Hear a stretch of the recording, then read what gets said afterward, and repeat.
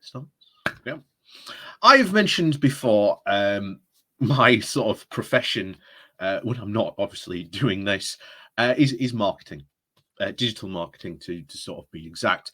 And prior really to the pandemic, a lot of people in sort of my industry and sector were very, very much pushing for more work from home, more like flexi time hours. This was the direction that we were going, and the pandemic literally put the foot on the accelerator and sped that up massively. So we have seen because again, to do digital marketing, all you need, is an internet connection, a laptop, and you can pretty much work anywhere you want. And now, post-pandemic, there are a lot of people again who, like myself, I've enjoyed, working from home, but I couldn't work from home all the time, But to the people who do enjoy working from home all the time, great, I get it. But some of the days, sometimes I just want to go into an office and have that office environment. But each to their own. But being able to have that choice is more important. And we saw back at the beginning of the pandemic, so many businesses, a lot of businesses, panicking, going, "Oh my God, they're having to work from home. What are we going to do?" And yet you look at reports of productivity of some businesses, of like people being able to work from home, their productivity has skyrocketed. And, ask anyone who works in an office, you are not busy from all day from 9 till 5. You are just not busy during all that time. There will be moments where you are not busy, or you are having to look busy or purposefully extend work. Don't lie, we've all been there. So it's one of these things of this, working from home is good for people, and it is good that workers do get that choice. But of course, you have people like like Jacob Rees-Mogg here, as he's been bizarrely walking the halls of Whitehall like some sort of Dickensian ghost, leaving pamphlets wherever he leaves of "please return to work." If someone in Whitehall is able to do their job just as good from home as in the office, why do they even need to return to the office? They just don't need to. And this is the new reality.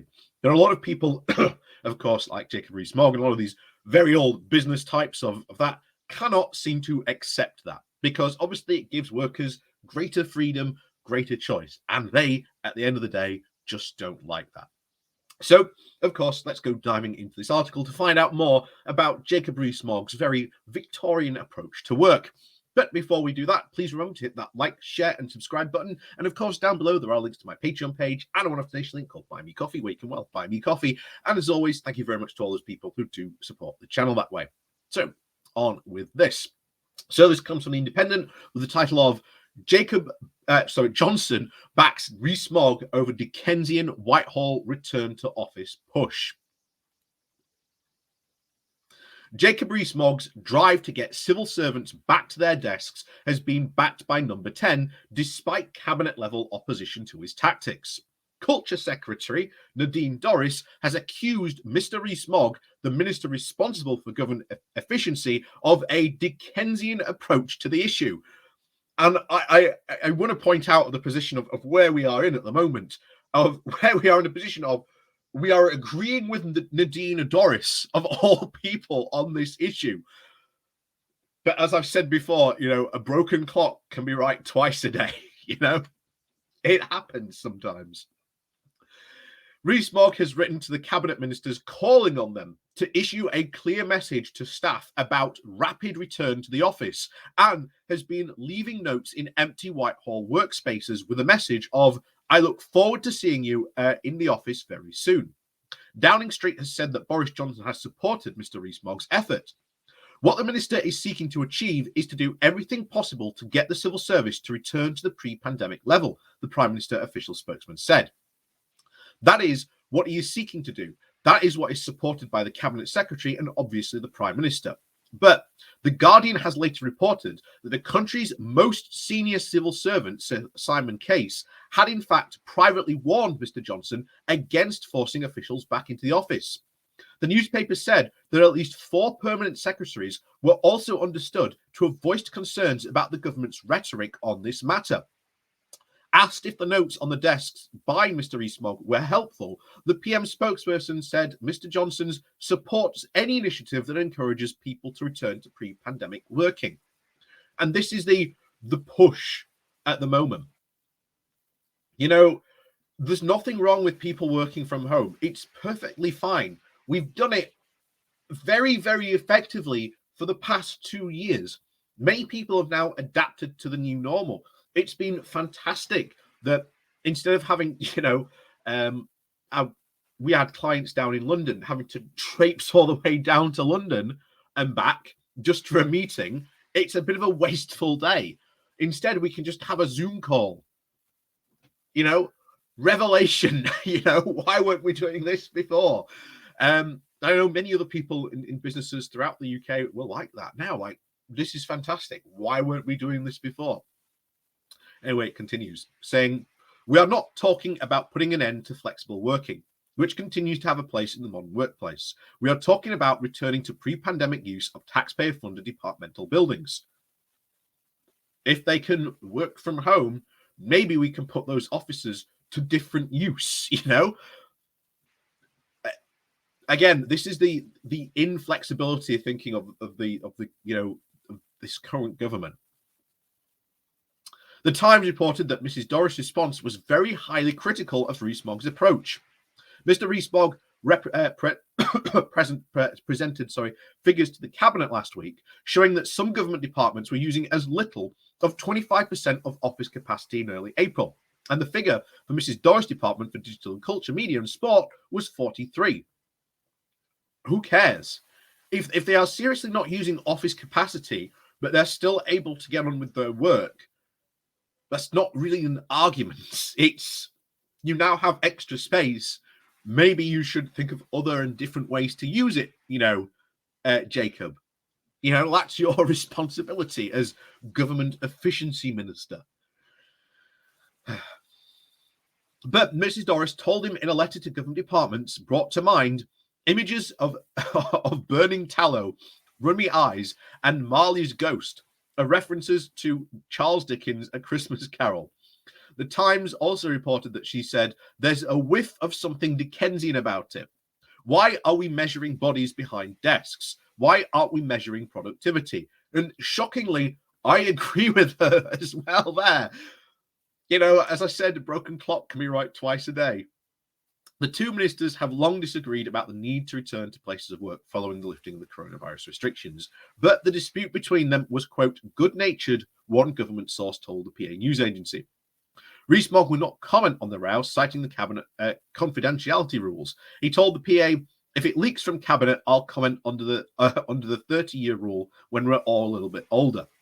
Unions have, of course, objected to Rees-Mogg's approach, with warnings his stance is damaging civil service morale. David Patten, the General Secretary of the FDA union, which represents senior civil servants, warned that good people will leave the civil service brand and is tarnished highly in a highly effective competitive employability market.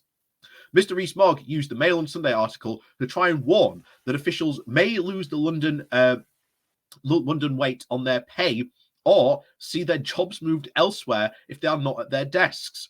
Especially if people are not back in their office, it will be fair to assume that their job does not need to be in London, he said. Responding to reports in The Guardian that a government spokesperson said, we want to see office attendance across the civil service consistently back at normal pre-pandemic levels. And that is the clear warning here. That, you're not going to work in the office, we're going to cut your pay. Why? Just because you do not work in an office does not mean you can just cut someone's pay. That is just such a backwards way of doing it. And I agree with what the guy said, the union said a moment ago. As someone who is currently looking for a job in this now post-pandemic world, I can tell you the job market is open. I turned down a job because I was not comfortable with one of the companies about how they were, interviewing me. And I turned down the job because I felt really uncomfortable about the way they were questioning me about like some of the stuff about how I would sort of intend to work in a post-pandemic world. I turned them down because I didn't feel comfortable, because I felt that they were going to force me, or at least hire me and then literally chain me to a desk in the office. That's how it literally felt, and I told them so. And I know there are plenty of other people out there now who are being far, far more picky about their employment prospects. So I know I'm not the only one out there who's doing that when the employment market has opened up vastly, especially in the last sort of couple of months. So this does become a very interesting question. Could we see a potential Whitehall strike? I think it's potentially, possibly. But to say, oh, we're going to cut your pay, why? Again, civil servants are just in the job market as anyone in the private sector. And if you start cutting pay because, oh, you work from home, that's no reason. If anything, that's going to force a civil servant into the private sector where they can get higher pay. And I've said this before, civil servants do deserve good high rates of pay, not only just in like government, but even like local councils. And we see this all the time. You've got people that complain so much about, the top level guy at the council who gets paid a load of money. But you've got to think of it this way. His position is exactly the same as any other CEO in the UK. You want to encourage good talent and good talent retention. You don't want someone to just go, well, I'm going to work in the civil service for, about 2 or 3 years, and I'm just going to, hop on into the private sector somewhere else. You want to pay people a good wage. It is important because pay is a big attractor of talent, and also a big talent retention as well. And I can't believe I'm having to explain such a basic concept to someone like Jacob Rees-Mogg, who, again, according to all reports, is meant to be a financial and business genius. But the more and more we see of Rees-Mogg, and again, his bizarre comments like this, the more and more we have to question this. And as I've said before, I think there is a very good potential you could turn this into a game called Mogg or Not. And you could basically say, here's a quote. Is it from Jacob Rees-Mogg or another 18th century politician? You decide. So I think that would be a very interesting game to play. But as always, thank you very much for watching. Please do remember to hit that like, share, and subscribe button. And of course, down below, there are links to my Patreon page and a one-off donation link called Buy Me Coffee, where you can buy me coffee. And as always, thank you very much for watching, and we'll see you all next time.